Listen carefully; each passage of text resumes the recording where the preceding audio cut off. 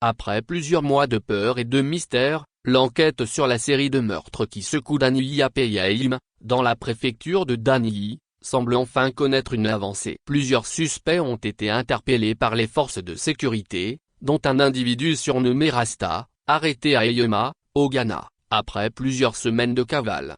Depuis mars 2025, la localité vit au rythme de découvertes macabres. Entre mars et octobre, plusieurs homicides ont été signalés, le plus marquant étant celui de la jeune Farlone Dzobolo, survenu le 10 octobre dernier. Enceinte au moment des faits, la jeune femme d'une vingtaine d'années avait été retrouvée décapitée dans des circonstances particulièrement troublantes. Ce drame avait provoqué une vive émotion et une vague de colère au sein de la population. Face à la gravité des faits, les forces de l'ordre ont ouvert une enquête approfondie. Selon des informations recueillies sur place, 2 charlatans installés dans un village de Danyli auraient d'abord été interpellés. Ce seraient eux qui auraient orienté les enquêteurs vers la piste du fameux Rasta, considéré comme un suspect clé dans le meurtre de Farlone Dzobolo.